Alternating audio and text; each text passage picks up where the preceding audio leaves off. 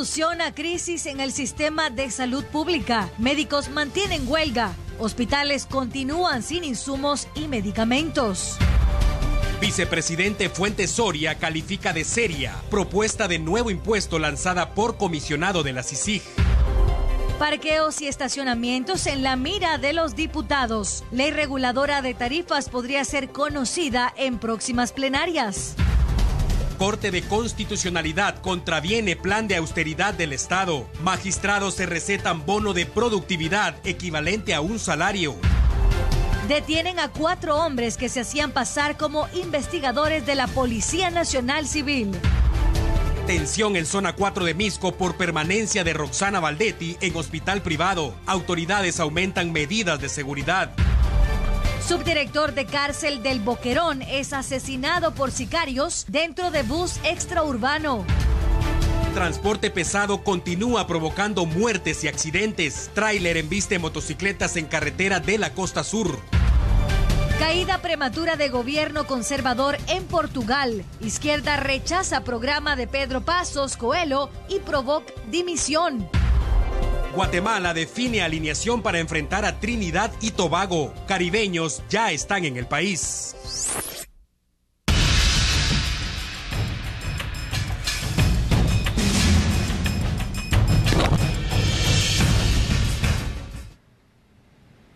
Muy buenas noches, es un gusto saludarle en este miércoles 11 de noviembre. Y bien, iniciamos con el Ejecutivo, y es que mientras las autoridades de gobierno analizan la propuesta del comisionado Iván Velázquez acerca de la creación de un impuesto para combatir la corrupción, el sector empresarial ha manifestado su rechazo de manera categórica. Después que el comisionado de la CICIG, Iván Velázquez, sugiriera un impuesto temporal contra la impunidad con un periodo de 2 años, el Ejecutivo dijo estar a la espera de una propuesta concreta para analizar el fortalecimiento del sector justicia a través de algunos impuestos. Según el vicepresidente Juan Alfonso Fuentes Soria, el gobierno electo debería considerar que con 69 millardos de quetzales podría ser complicado resolver los problemas actuales, tomando en cuenta la coyuntura que está atravesando el país. El llamar la atención a que es necesario invertir más en investigación criminal y que se deben formar capacidades locales es totalmente acertada. Ahora, la manera de cómo se está planteando, de dónde obtenerlo, pues eso hay que discutirlo. Yo creo que todos deberíamos estar dispuestos a dar nuestro aporte, porque este es un problema nacional serio y hay que atender. Desde luego, al tener el texto de la propuesta, pues vamos a entrar a analizarla y discutirla en los gabinetes donde corresponda, en el gabinete general, de acuerdo, desde luego, a lo que disponga el señor presidente, pero creo que es una propuesta seria, es un tema que no hay que dejar de atenderlo, nos ha golpeado por muchos años. Sin embargo, a criterio de las asociaciones agrícolas, comerciales, industriales y financieras CACIF, este impuesto no debería ser considerado, ya que el gobierno primero debería mejorar la calidad del gasto público para contar con los recursos necesarios para el Ministerio Público y organismo judicial, según lo dio a conocer su presidente Jorge Briz, quien aseguró que el Ejecutivo podría contar con los recursos necesarios a través de la reforma tributaria. Pero no requerimos de más impuestos aislados que al final del camino no van a resolver el problema de fondo. El problema de fondo se resuelve con toda claridad, con un combate, como lo está haciendo el señor comisionado, un combate frontal a la corrupción, y que efectivamente los guatemaltecos veamos que esa enorme cantidad de dinero que se ha malgastado en corrupción, en plazas fantasmas, plazas inexistentes, veamos que se elimina ese grave problema y que se invierten bien los recursos. Según un estudio realizado por el Instituto Centroamericano de Estudios Fiscales ICEFI, la corrupción en Guatemala ha dejado hasta el momento un costo de 4.000 millones de quetzales en el 2015, dejando en evidencia la necesidad de buscar espacios presupuestarios para fortalecer las instituciones de justicia en el país. Mientras tanto, en el Congreso de la República se discute una ley que provocaría que los dueños de los estacionamientos para vehículos se responsabilicen de lo que le suceda al automotor y también que su cobro sea por minuto.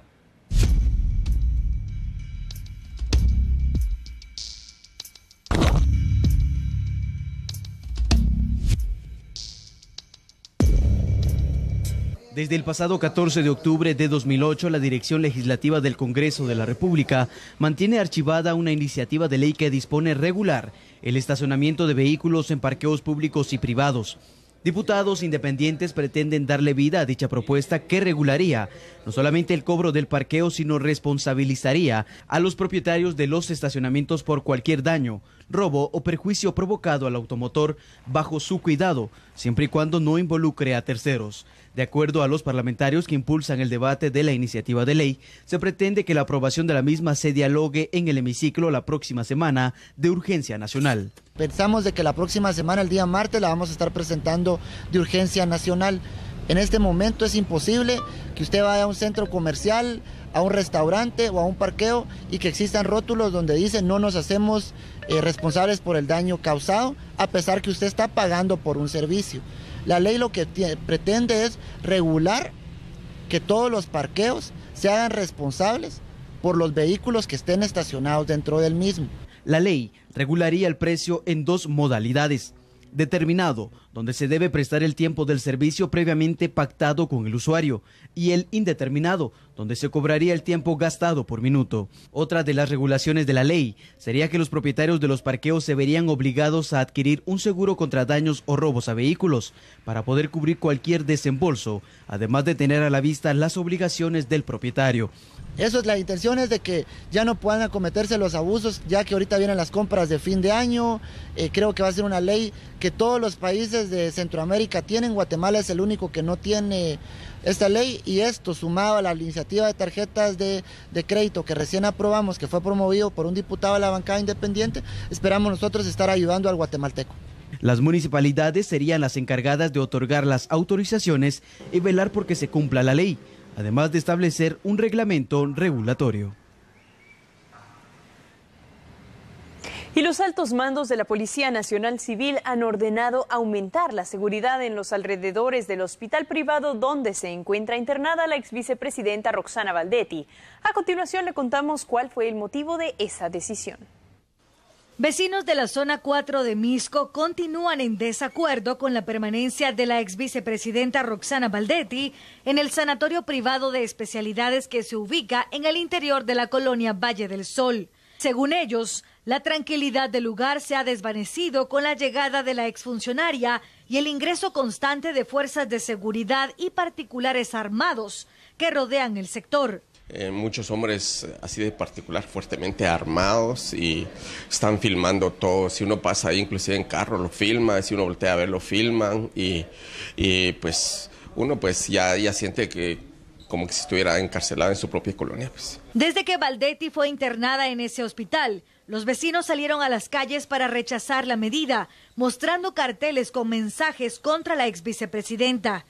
Los residentes de dicha colonia aseguran que los niños y adolescentes son los más afectados y no descartan acudir a la Procuraduría de los Derechos Humanos para que verifique la movilización de las personas armadas en las afueras del centro asistencial. Solo tenemos un área verde aquí abajito y los niños, los jóvenes también se han sentido un poco intimidados por la sencilla razón de que muchos policías, ustedes se dan cuenta, vienen a la vuelta aquí, 3, 4, 5 radiopatrullas y gente fuertemente armada frente al sanatorio y pues nos da un poquito pena. Pues. Cabe destacar que la sociedad civil en su mayoría ha mostrado su descontento con la decisión del juez Miguel Ángel Gálvez, ya que aseguran que los supuestos quebrantos de salud de Baldetti son excusa para evitar la cárcel.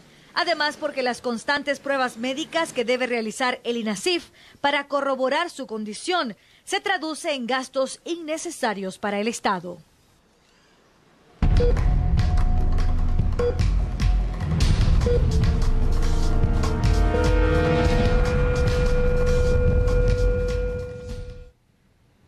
Continuamos con más información. Los 2 hospitales públicos más grandes de Guatemala no cuentan con insumos para garantizar la atención de sus pacientes. Hay que tomar en cuenta que a diario llegan miles de personas a los recintos en mención. Si sucediera en este momento una tragedia en Guatemala de cualquier tipo, no podríamos atenderlo. Realmente no podríamos, no tenemos los insumos para atender a la gente. Ante la crisis hospitalaria que se vive a nivel nacional. Los médicos del Hospital Roosevelt y San Juan de Dios dieron a conocer hoy que si no se atiende la emergencia, cientos de pacientes podrían morir por falta de medicamentos.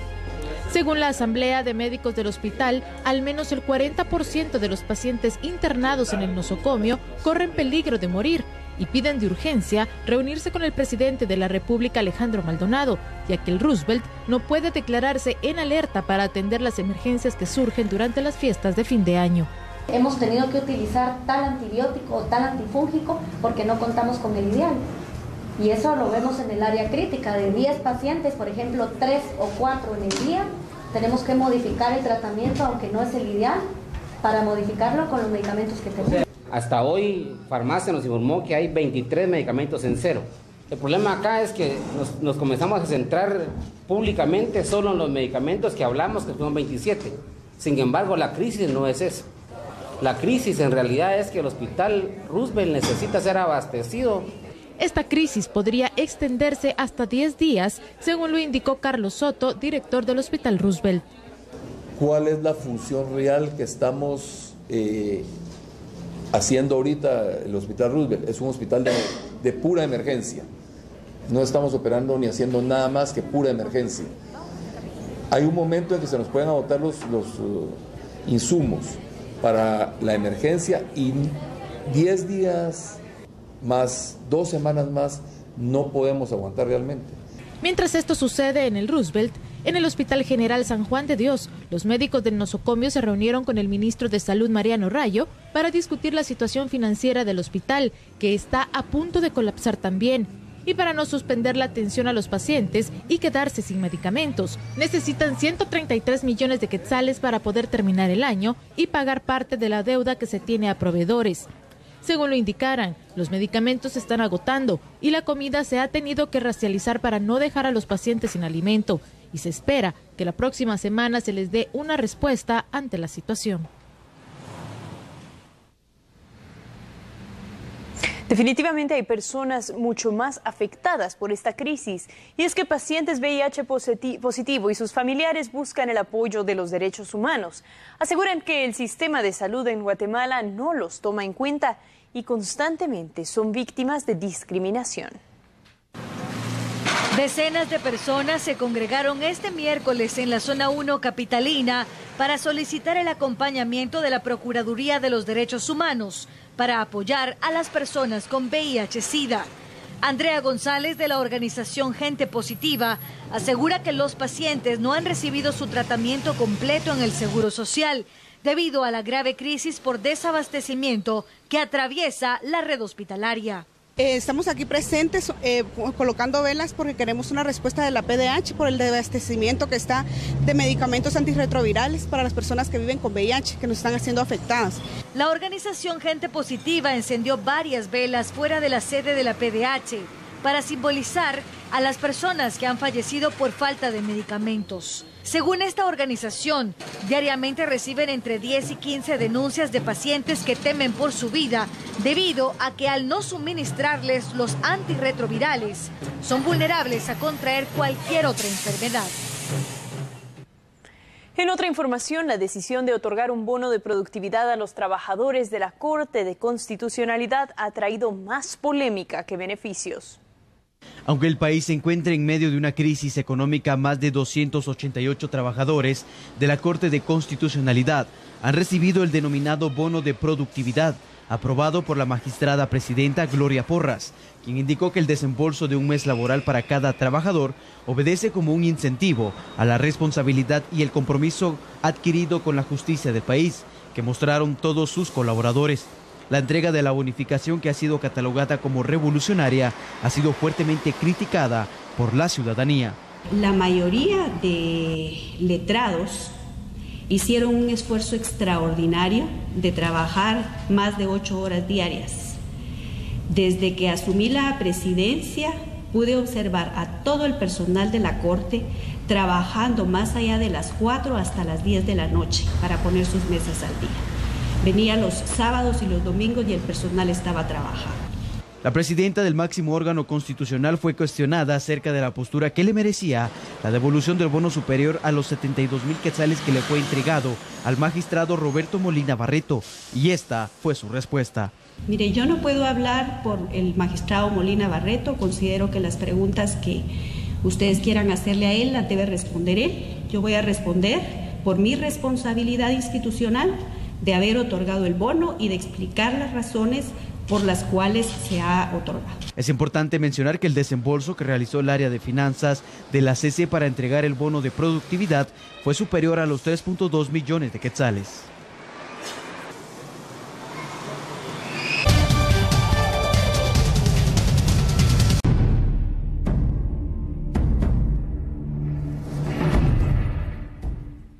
Estamos de vuelta con más información aquí en T13 Noticias. Y es que cuando usted requiera los servicios de un agente de la Policía Nacional Civil debe ser muy precavido. Hoy fueron arrestados 4 hombres que se hacían pasar por investigadores, pero en realidad eran delincuentes. Agentes de la subdirección criminal de la Policía Nacional Civil capturaron en el kilómetro 7.6 ruta al Atlántico, tras una intensa persecución, a 4 hombres que se hacían pasar por agentes de la Dirección Especializada en Investigación Criminal de IC. Son falsos investigadores, en ningún momento han pertenecido a la institución policial y estos intentaron secuestrar a una persona que se conducía a bordo de una motocicleta. Al momento de la detención, las autoridades le decomisaron un arma de fuego, un vehículo, 2 chalecos y gorras de la unidad de la PNC de IC, gorros pasamontañas, una cámara de video y varios teléfonos celulares. Quienes son Nelson Rolando González Torres, de 30 años, David Esaú Herrera, de 26 años, Brian David Jiménez Pineda, de 21, y el nicaragüense Roberto José Cuadra, de 41 años. Hablamos ahora de la captura de Rodolfo Giovanni Cifuentes, de 31 años. Este hombre trabajó como gerente general de una agencia bancaria ubicada en la zona 3 de la capital. Y según las investigaciones, de manera fraudulenta, a través de cedidos a largo plazo, logró adjudicarse 3 millones de quetzales.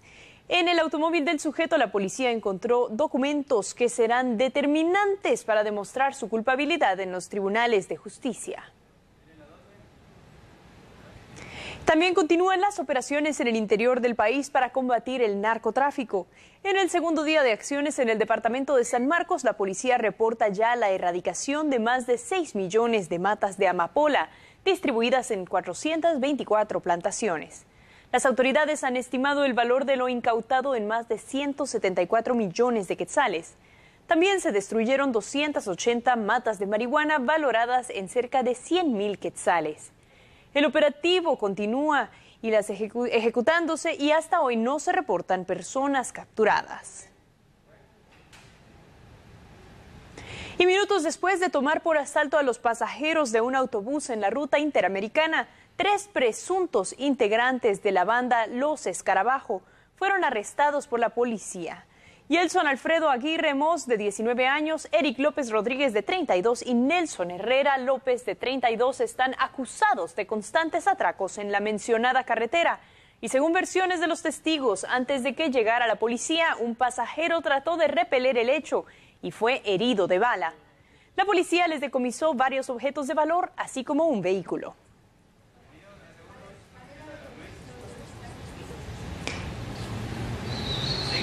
Y bien, continuamos con más información, y es que la relación entre Corea del Sur en materia política y comercial fue el tema abordado en reunión entre el embajador de dicho país y el presidente de del Congreso de la República, Luis Rabé.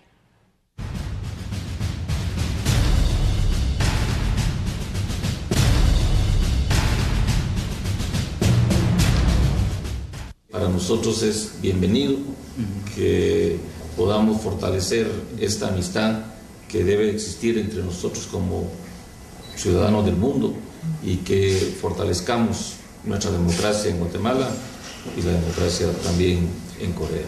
1962년도의 수견 이래로 양국은 굉장히 좋은 관계를 계속 유지해왔고 서로 우호 협력을 증진해 왔습니다.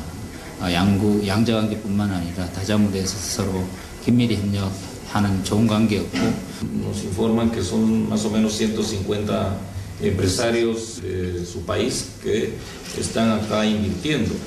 Y eso lo cual, pues, obviamente nosotros como guatemaltecos y como legisladores tenemos que proteger y tenemos que ver cómo de alguna manera se mantiene esa relación bilateral económica para poder avanzar. Es un compromiso de Junta Directiva el poder presentar una iniciativa que va a fortalecer un poco más las relaciones comerciales y de amistad con Corea, que es la ampliación de la ley de maquilas, que está en un limbo. 제가 어제 저녁에 한국에서 온 어떤 업체를 만났습니다. 그 업체는 이 섬유산업이 아니고 다른 이 과테말라를 포함한 중남미 시장의 가능성, 중남미 가능성에 대해서 상당히 긍정적으로 평가하는 부분도 있었습니다. 그래서 nosotros como legisladores obviamente tenemos que pensar en el futuro de las próximas generaciones en Guatemala y sabemos que con la amistad y la colaboración de países amigos como Corea sabemos de que esto puede ser una realidad a futuro.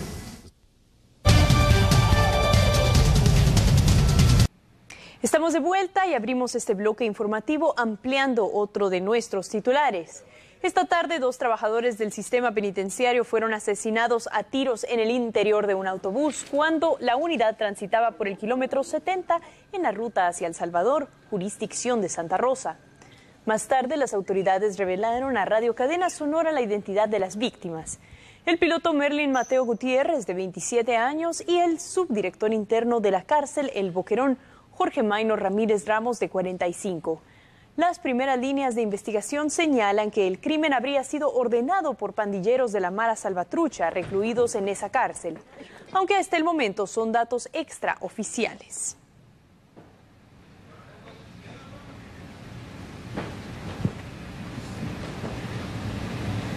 Y la avenida Elena y Novena Calle de la Zona 1 capitalina fueron escenario de un atentado armado contra el conductor de un autobús de la Ruta 65. El sujeto fue identificado por sus compañeros de trabajo como José Mario Márquez, de 59 años. El ayudante de la unidad y algunos pasajeros decidieron trasladarlo a la emergencia del Hospital San Juan de Dios, tomando en cuenta que el ataque ocurrió a pocos metros de ese centro asistencial, donde fue recibido por los médicos de turno. Como es habitual, la primera versión del móvil del atentado señala negativa al pago de extorsión. Continuamos informándole, y es que los vecinos de las colonias de la Zona 7 capitalina continúan padeciendo la falta de unidades de transporte para trasladarse a su lugar de trabajo o estudio en muchos casos. Estas personas deben pagar hasta 10 quetzales por servicio que prestan personas en pick-up o en microbuses. En muchos casos son vehículos en mal estado y, además de impactar de manera negativa su presupuesto familiar, arriesgan la vida en este tipo de vehículos. Mientras tanto, los pilotos y ayudantes continúan firmes en su postura de no prestar el servicio hasta que las autoridades garanticen su seguridad y la de los pasajeros. Hoy se cumplen 3 días sin servicio de manera consecutiva. Accidentes de tránsito en distintas regiones del país dejaron 8 personas fallecidas en las últimas horas. En la mayoría de los casos se habla de responsabilidad al volante. Como Roberto Francisco Curly Guerra, de 29 años, fue identificado el conductor de un jeep que falleció al impactar de frente contra un remolcador. El percance se produjo sobre la carretera al Atlántico, kilómetro 90, jurisdicción del municipio de San Agustín, Cazahuastlán, departamento del Progreso. Bomberos municipales trabajaron por espacio de varios minutos para extraer el cadáver, además de que el tráfico fue detenido, lo que generó grandes filas de vehículos en ambos lados. En el kilómetro 96 de la carretera al Atlántico, un pick-up cayó al fondo de un barranco, dejando el saldo del conductor fallecido. Bomberos municipales alertaron del percance para poder extraer el cadáver, el que no pudo ser identificado por no portar documentación. En el kilómetro 105, jurisdicción de San Cristóbal a Cazahuastlán, varios vehículos y un remolcador se accidentaron, dejando a varias personas heridas y trasladadas al Hospital Nacional de Zacapa, Guastatoya y Ciudad Capital. Debido a lo aparatoso del percance, en el lugar se originaron varias filas de vehículos, el cual causó desesperación en los automovilistas.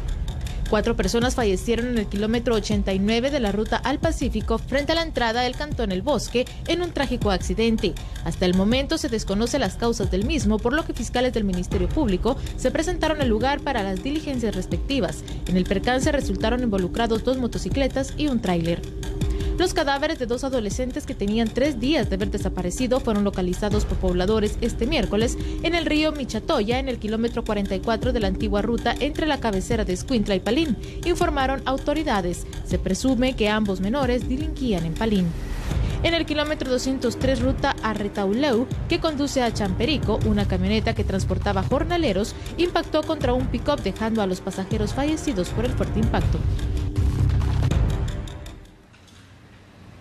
Así es, condúzcase con cuidado en esta época de fin de año. Y en otra información, después de provocar estragos en las comunidades aledañas, hoy el volcán de fuego nuevamente es un monstruo dormido. Para este miércoles, las autoridades del INSIBUMEN y la CONRED informaron que se mantiene un constante monitoreo del volcán de fuego y las comunidades aledañas. Aunque el coloso ha disminuido su actividad, las autoridades indicaron que la alerta anaranjada continuará durante las próximas horas y al momento se han realizado evacuaciones preventivas en Finca La Reunión, donde alrededor de 80 personas entre huéspedes y trabajadores abandonaron las instalaciones. Según las autoridades, el volcán de fuego ha expulsado desde el pasado lunes columnas de ceniza que sobrepasan los 1.200 metros sobre el cráter y lanzó flujos de lava de manera intermitente y ha provocado leves sismos en las cercanías.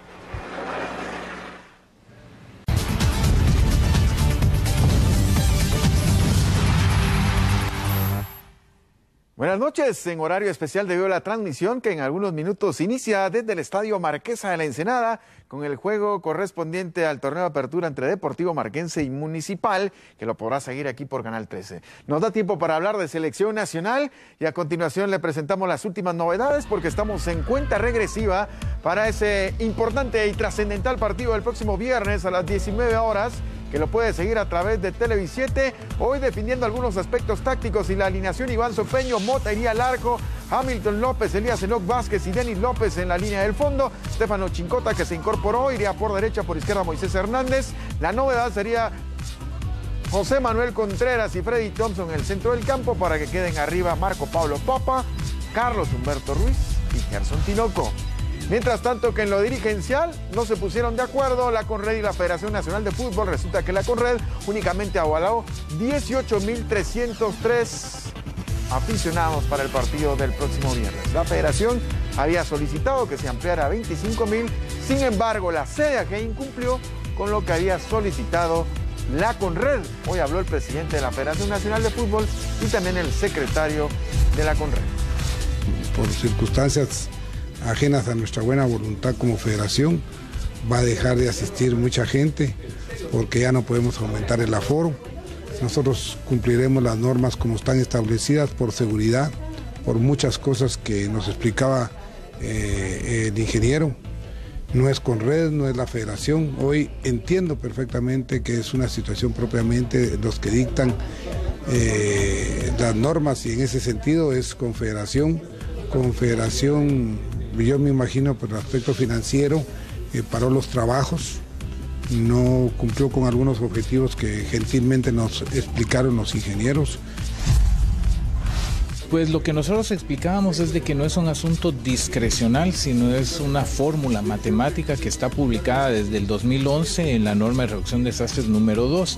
Y la fórmula es muy directa, no depende del criterio de una persona. Hay que tener medio centímetro de salidas de emergencia por cada persona y 0.76 centímetros en caso de gradas por persona, que es un requerimiento bastante liviano. En términos de salidas de emergencia para 1.000 personas se necesitarían únicamente 5 metros de salidas de emergencia, que es algo muy razonable. Y de esa manera, pues que no es una disposición arbitraria de CONRED, sino es una normativa que está vigente desde el 2011. Lo cierto es que ya no hay boletos para el próximo viernes. Hoy arribó a nuestro país la selección de Trinidad y Tobago. Recordemos que en la Copa Oro Guatemala se enfrentó a este representativo del Caribe y pues no nos fue tan bien, nos golearon. Ahora el partido es por la eliminatoria, ya están en el país. los trinitenses después de una concentración, un campamento que realizaron en Fort Lauderdale. Están hospedados ya en la capital guatemalteca. Hoy habló el técnico Stephen Hart, quien dijo que respeta mucho a Guatemala, que valora a los jugadores de calidad que tiene la selección nacional y que desde luego ellos irán partido a partido tratando de buscar su boleto a la hexagonal, que es lo que decide esta fase de la eliminatoria mundial. Guatemala's game, but you all will be very comfortable at home because you have proven very difficult to